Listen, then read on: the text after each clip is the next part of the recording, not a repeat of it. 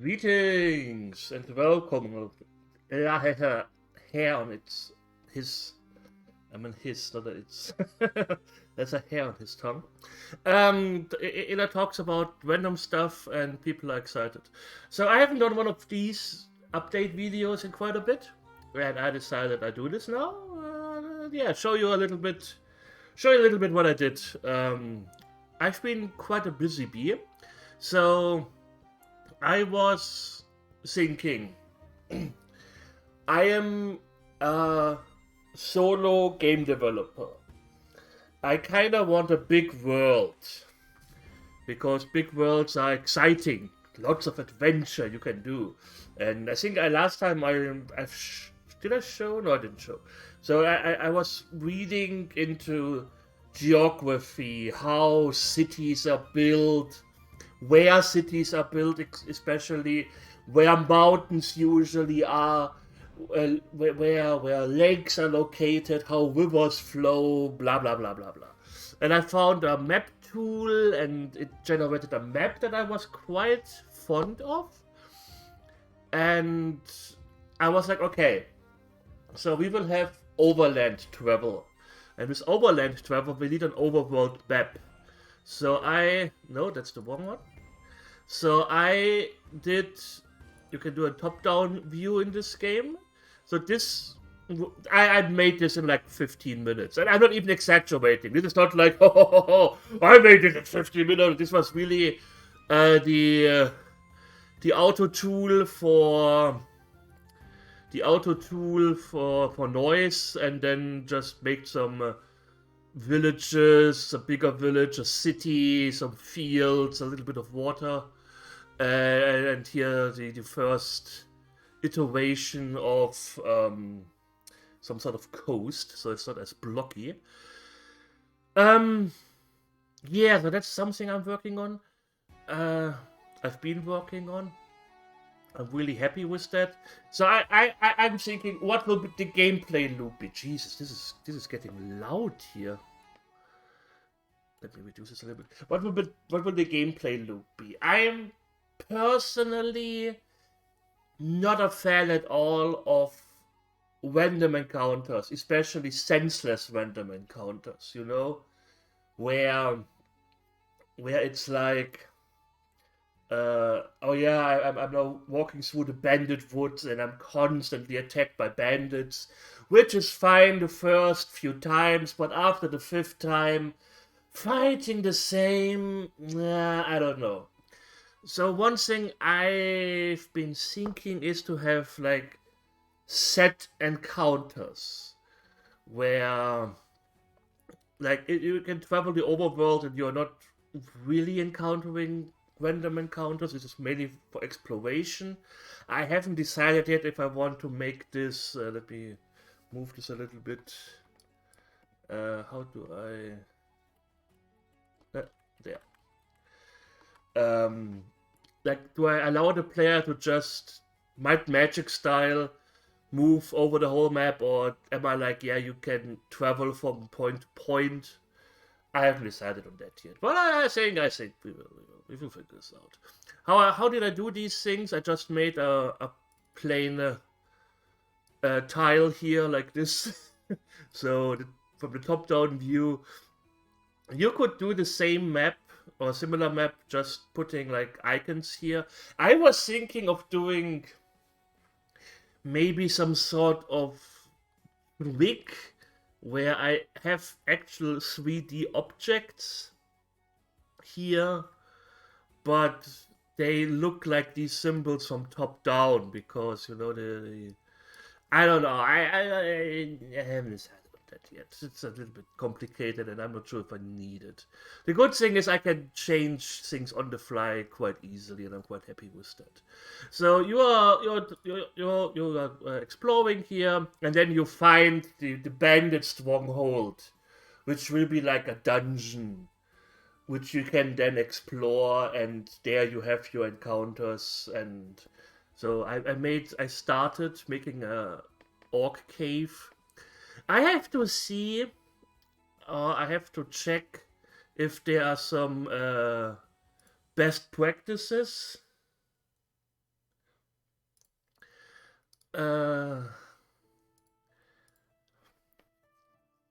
if there are some best practices, like do you want one big map or do you want multiple smaller maps? I personally, I think, then again, it shouldn't really matter. I think it would be better to have just a normal, multiple small maps. Here you can even walk around in this already. So I gave the wall a little bit of texture. So it's not just a flat wall. In order to achieve this was a little complicated. I did this. So I made the wall a bit. I give you a little bit of margin, you know, so I can place the wall and I can place items next to the wall without it without it fucking up the look, as you can see here. If the wall would be like exactly here, the stuff that I protruded out would go into the bucket. But I don't plan on doing a dungeon crawler like this. So I plan on doing something like this. So it doesn't matter that the that it looks like the camera is like from a dwarf.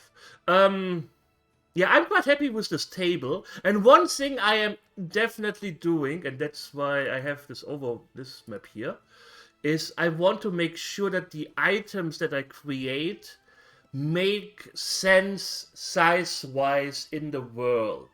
One thing that annoyed me like all hell in World of Warcraft is that the tables seem to be made for giants, and when you sit on them, it just looks ridiculously stupid.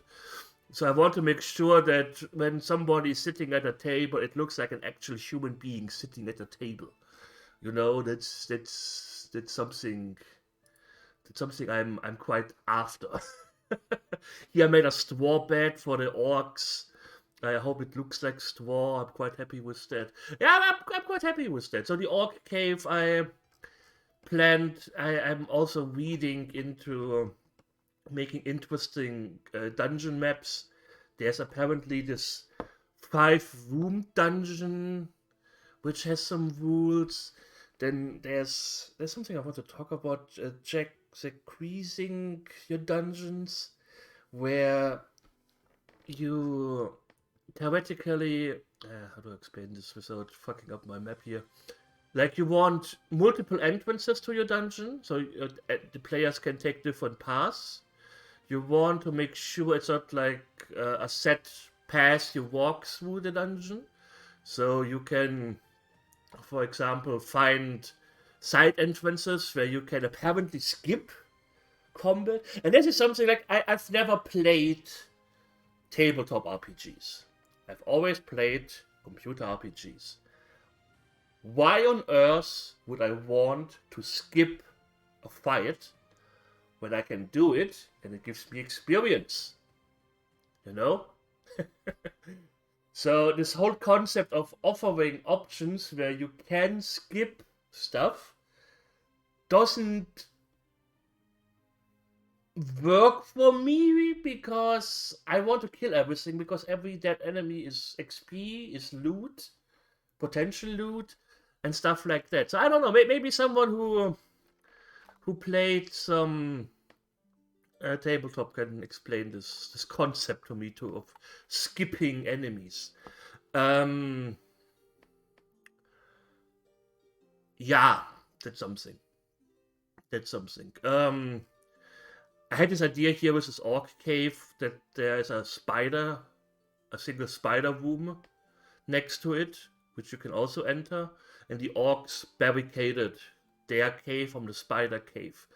One thing I was also thinking about, maybe by doing certain things in a different order, stuff on, since, okay, oh, my ADHD brain.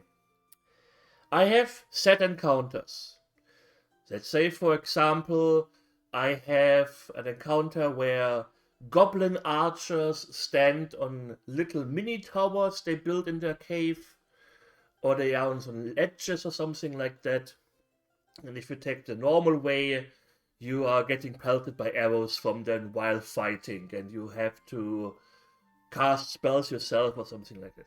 But if you take a different route, you can appear behind them and they are in, they have problems. Or if you go directly to the dungeon boss, he summons all the remaining monsters on the map to him. And if you killed all of them, then you have an easier final boss. That's all the stuff that I'm thinking about. I'm not sure yet. Like, how will I handle resting?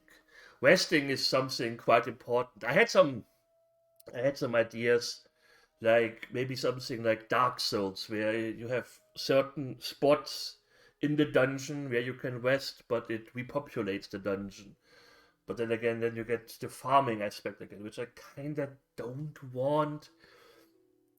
Like, I would rather have a lot of smaller, medium to small dungeons, with of course some large ones that you can that are optional that you can visit, instead of having to farm the same orc cave over and over and over again to get enough experience so you can go to the troll cave. I would rather have 3 orc caves that have some mini bosses and certain set pieces in it than that. I don't know. Um. So yeah, that's that with how to handle different parts, how to handle resting. Do I want to give the like you can cheese it? I think something I should maybe stop thinking about is how you can cheese it, because most people won't. I'm pretty sure most people have a rather straightforward experience. They don't go, okay, I go into the orc cave, I clear the first room, and then I travel back to the city, rest up, come back to the next room, travel back to the city, come back. I'm pretty sure nobody, no, 85% of people won't play like that. The majority will fight through the orc cave until they can't anymore, and then they want to rest. How handle food? I kind of like the idea that my magic had, that you have some food rations, and every resting phase takes rations away, but you don't need constant food, so you can explore as long as you want. Another thing I really don't want is a day-night cycle, so you can just walk around as long as you want. Um, I mean, I have to keep it simple, but still fun and engaging. I have to keep it simple because I have to do all the stuff. It was quite a, it was quite a, it was some work to do this. Not really. I think if I could really, if I had the motivation and the energy to just sit down one day and do all the stuff that I had planned, I could do 3 full caves with 5 to 8 rooms per day, easily. But I don't, so I have to work in bursts. Currently, I made a list of stuff I want for the orc cave, and I mean this human skeleton here over there, for example, I will use this in multiple areas. The same with the straw bed. This is half of it. I need twice. That's the thing with RPG in a box. You create a map, and you set that on this map is 16 times 16 assets you can place. So only assets that have the dimension 16 by 16 can be placed. So in order to make a believable bed, I needed twice the amount in width. So I made this half bed and just rotated and put 2 down. I can't just make one big bed and place it because, well, it's a part of the. Yeah. What else have I been doing? Did I show this? I think I showed this monster again. I made this little goblin he has some he has some cake hidden here. uh, I explained this the last time. I kind of like this this marching cubes thingy, and the bounding, so you can have like your normal blocks. So this is how it would look like if I don't activate this. If I keep it classic, but since we have marching cubes on it, yes, of course, he has a little bit of a round shape to him, which I think looks quite nice. I like it. Let me mute this. I made a skeleton. Skeleton stays blocky because skeletons are blocky. I think I need to remove this because skeletons don't really have muscles. Let me remove this real quick. Yeah, I think that looks more like a skeleton. Enemy-wise, I think I will... I named this here Enemy Undead Skeleton Basic. So I think I will give him a... like, this is a basic skeleton without weapons, then I will have a skeleton with an axe. I mean, I shown this that you can have like an object anchor here, and you can have different weapons attached to this. But I don't know if I will handle it like this, or if I want a dedicated sprite of a skeleton with an axe, or a skeleton with a sword. Though I think if it's just a different weapon, like a different melee weapon, I will keep the same.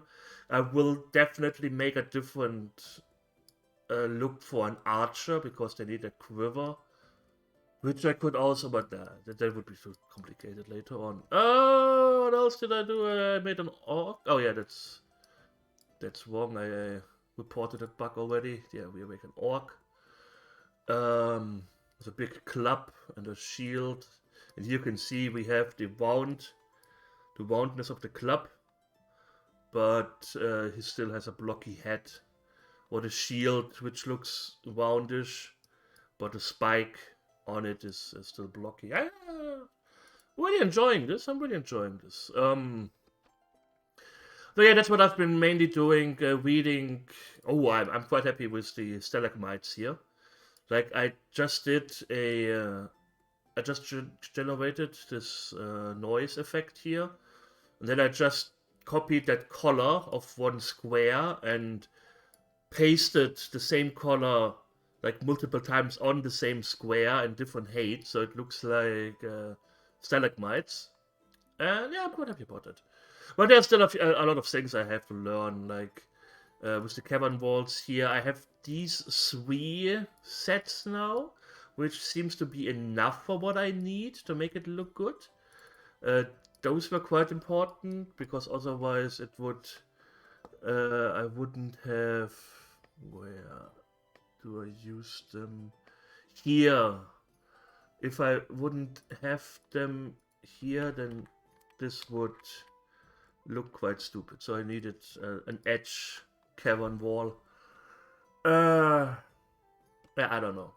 But yeah, that's all the stuff that I'm currently thinking about, that I'm currently working with. How to handle overland travel. How... I haven't even begun with combat. Like I said, combat-wise, I kinda want gold box games, like where you have turn-based combat, and the spells are a little bit defining in how they change the combat arena a little bit. Like you can place spots of fire somewhere where enemies take damage when they walk through, or maybe some other things, some push-pull mechanics, taunting. Like if I put a warrior here, if I put my warrior here, and an enemy walks on adjacent square, they are like glued to the warrior. Having characters that can attack like 2 squares because they have a spear, ranged combat, stuff like that. I have to see how I will handle this. Maybe I just do a normal turn-based combat without the moving part. and put some taunt abilities there. So I don't know. I don't know. I don't know. Party. Then also this party. Oh, there's so many things I want to do. Like last time I mentioned about crafting, and everyone was kind of agreed that crafting sucks, and I agree. um, so I definitely won't put in crafting, but I don't know. We will see what we will do. There's also something I was thinking about, like how can you make researching interesting? Like I would love to have a way where um like you have a ranger class and you move over an enemy, and then it because the ranger knows animals, he can tell you get a more detailed description of an animal. But if you have like a scholar in your party and he spends some time in the city reading books, then he can also learn the same thing as the ranger, but maybe with different monsters. So I don't know, something like this. But how do you make researching interesting? Or research where a weapon could be based on things. Maybe I shouldn't. I should keep the scope more tighter, but I haven't spent any time yet on this. I'm just thinking about it. So yeah. I'm quite happy with what I got so far. It's quite something. It's quite something. Anyways, I thank you all for watching. I hope you enjoyed it, and we will see each other soon. So take care and hit the like button.